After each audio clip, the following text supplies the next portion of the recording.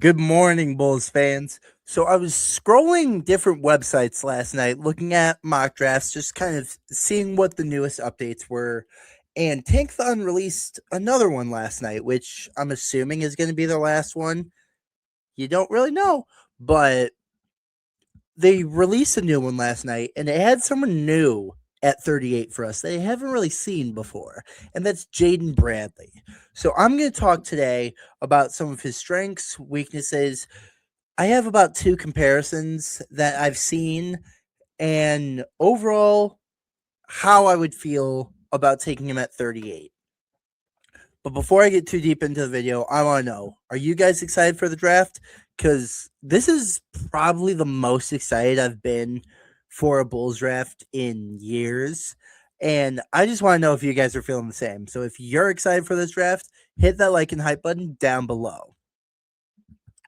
So Jaden Bradley is a 22-year-old senior. He's a point guard who can play shooting guard. He definitely is a priority point guard, but has shown the ability to play shooting guard.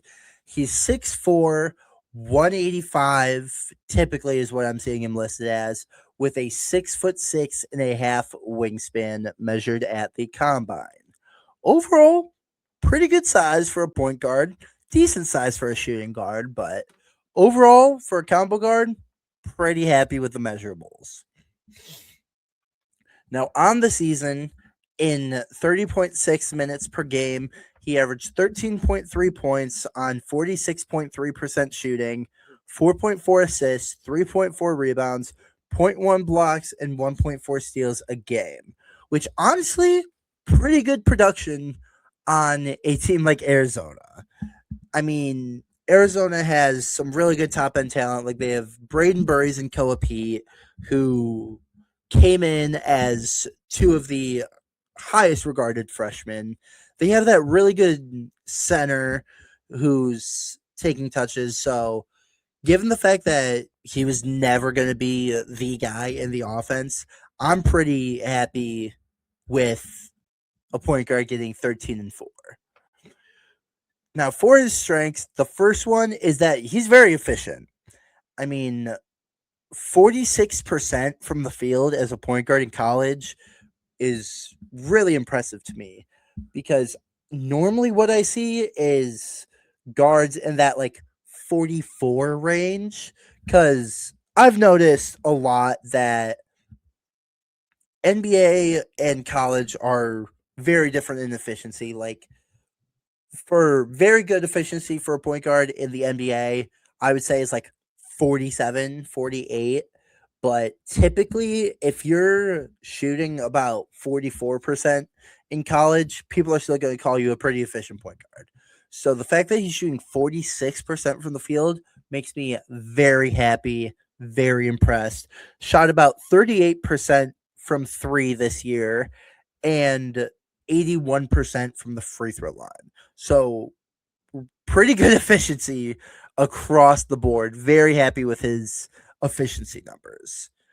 The next is his physical frame. As I said on the about slide, 6'4", 185, 6'6.5" wingspan.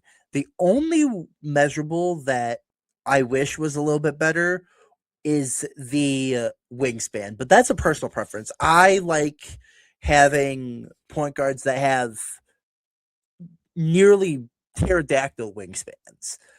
Like, I like when my point guards are very long, can get into the passing lane without much trouble. So, but honestly, as long as the wingspan is positive, I'm not going to be too upset. Like a 6'6.5" wingspan on a 6'4" frame is not a bad wingspan in the slightest. Very happy, but just personally, I would hope for a little bit longer of wingspan, but not a bad wingspan in the slightest. Now, the third strength I have is he gets to the line at a good rate. He shot a little bit under 5 free throws a game. Now, I wouldn't call him a foul baiter by any means, but he definitely knows how to absorb contact when going to the rim, knows how to create fouls for himself in an ethical way. But I mean, almost 5 free throws a game, shooting 81% on those free throws. So overall, very good free throw shooter. Very happy with his free throw rate and percentage. Next would be his assist to turnover ratio, which this was one of the more eye popping stats to me. He's averaging 4.4 assists to 1.7 turnovers. So, really good at distributing the ball without distributing it to the other team. And I mean, not much more you could ask for from a point guard. I mean, that is pretty much exactly what you're looking for in a point guard. You're looking for him to shoot efficiently and dish the rock. And Jaden Bradley's doing both of those at a very good level.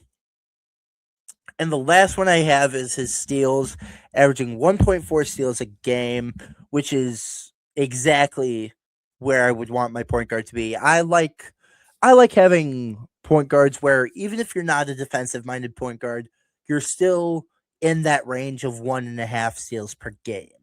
Because I mean, point guards are typically the ones who are handling the rock the most. So your point guard's guarding theirs the most. So you're going to have the most opportunities at a steal. And I don't care if you're getting your steals by poking the ball out. I don't care if you're getting steals by deflections. As long as you're getting steals, I'm happy.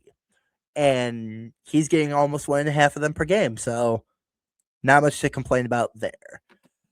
And as we know, as I always say, unfortunately, with strengths do come weaknesses. Everyone has weaknesses.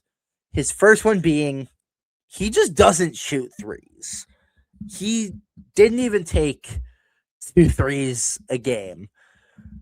Now, I'm very happy that he was hitting them at a 38% clip, but that 38% clip doesn't hit as well when it's on less than 2 attempts per game. Because then I start posing the question, are you efficient because you're not taking them, or are you efficient because you're good at them? And I think that's a discussion for another day. But I mean, it's just hard when someone has a really good efficiency on low volume.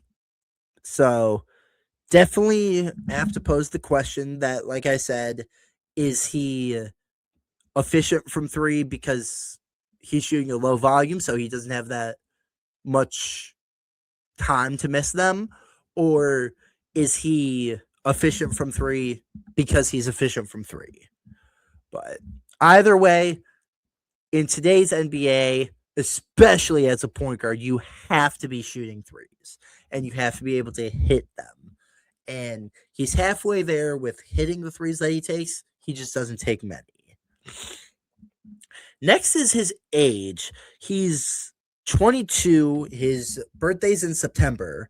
So he's going to turn 23 at the beginning of the season. So it's one of those where it is a little bit concerning. Now, with a sport like basketball, it is a lot more common to see guys still be able to develop certain parts of their game as they get older and deeper into their career. But it is also one of those where with basketball, you're able to go to the draft when you're 18 and be a 19-year-old rookie. So those guys just have so much more room to grow. So it's one of those, yeah, he's going to be 23 at the start of the season. So is he going to be able to improve on his game much? Or is this the best version of Jaden Bradley we're going to get? And I get he's a second round pick. So in the second round, you're drafting based off talent.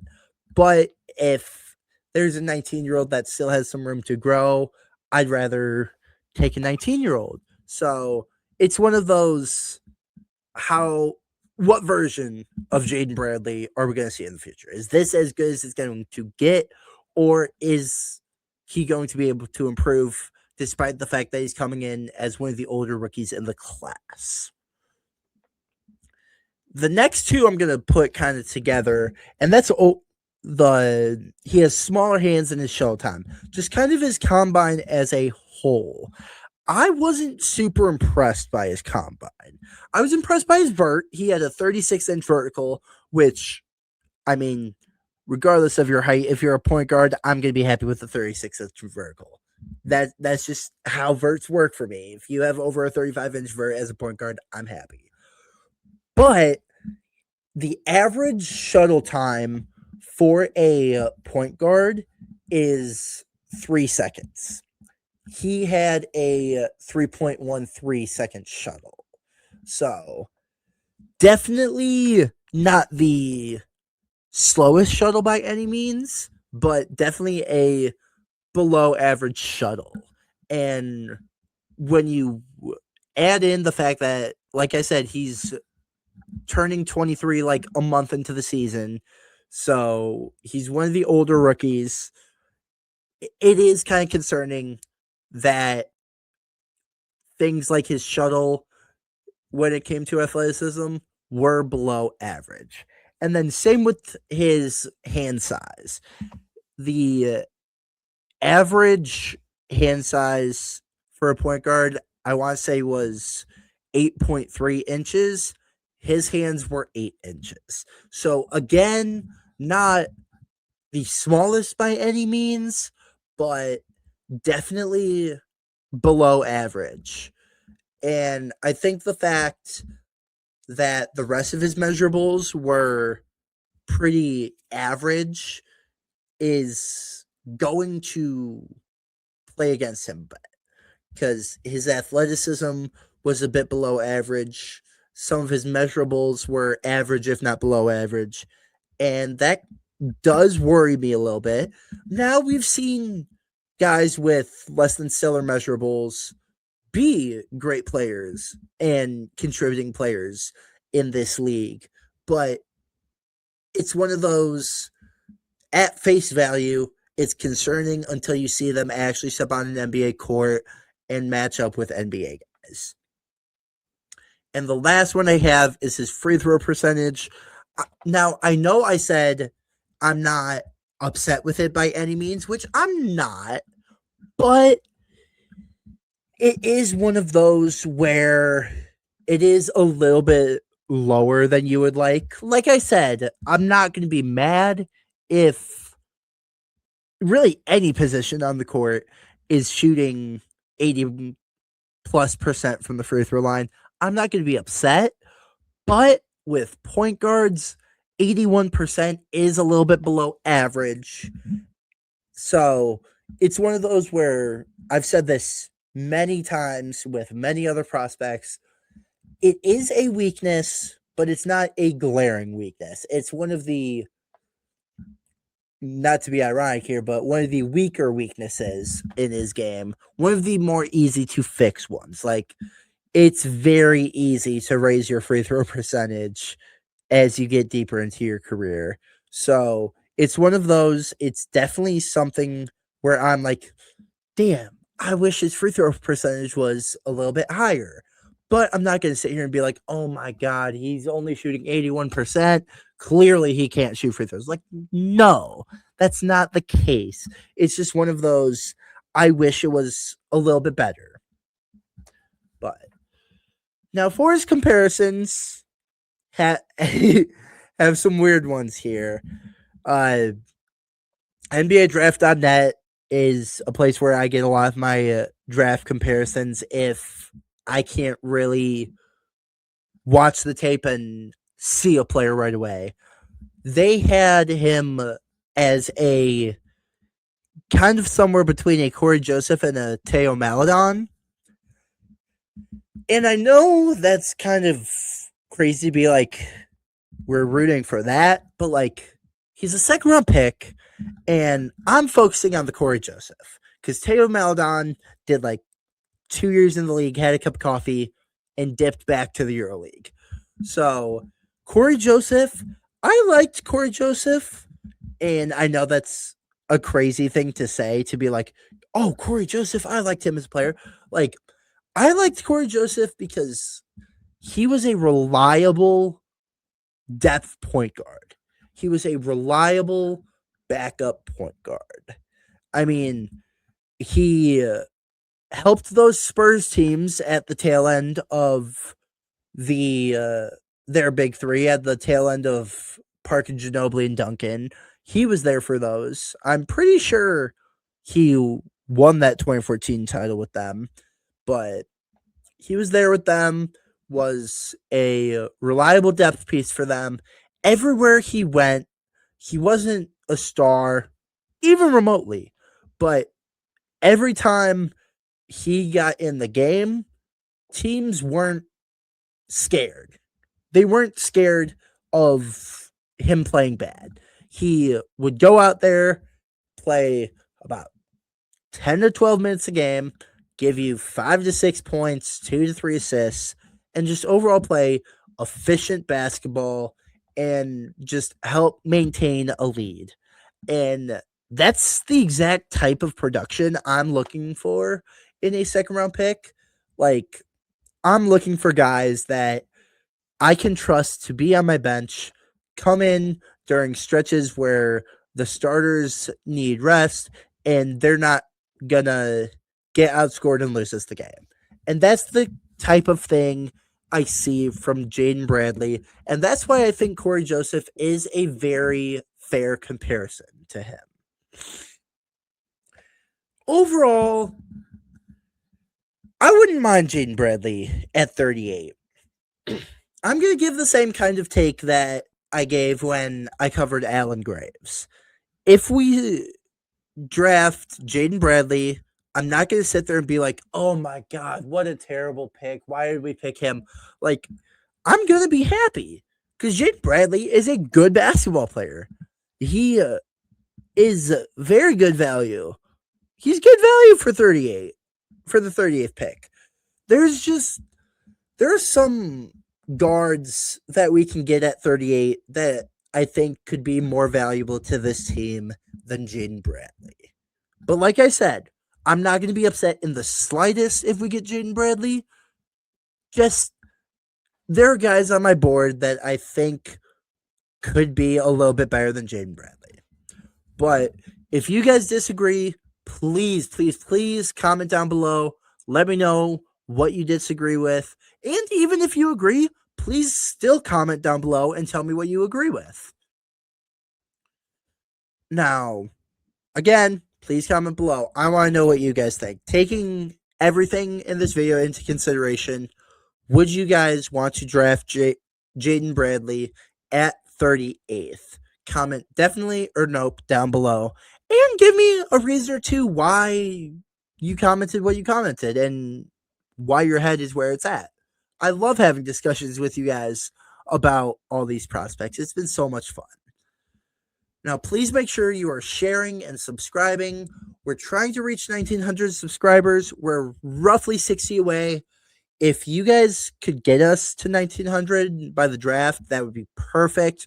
We love this community we are building here. Jordan and I talk almost daily about the comments that you guys are leaving on our content and how much we love how interactive you guys are with our content, how you're always open to discussing with us, you're always open to discussing with each other, that overall just that you guys are a community here. Like, we genuinely love that we have a legitimate community brewing, and we couldn't thank you guys enough for being here. And again, just thanks for being here, guys. Can't thank you guys enough for always being here. We, again, like, genuinely, we talk almost every day. Like, we every time you guys leave a comment or something, we're talking about it and being like, oh wow, that's a really good take on this player, or like, oh, that's a really good take on this coach. And we just love that you guys love voicing your opinions in the comments. We love that you guys are so open to discussion, and we just love having the discussions with you guys. Like, I can't stress this enough. Jordan and I are just basketball nerds, and a lot of you guys in the comments are nerds too. And we love that you guys are nerding out on the content that we're making, and we love that we have the ability to discuss this with you guys day in, day out as our jobs. And we just love that you guys are here. Love that you guys are enjoying this content. We have a lot of great content in the coming weeks, and especially for the draft. We have something very, very special brewing for draft night for both day one and day two. So make sure you guys are liking, make sure you're sharing, make sure you're subscribing, make sure you follow on here, Instagram, TikTok, everywhere. We are posting every day. We are trying to make sure we get you guys the best Bulls content we possibly can. And with that being said, I again thank you for joining me today. I hope everyone who is watching has just the best day ever. And as always, Bulls Nation, see red.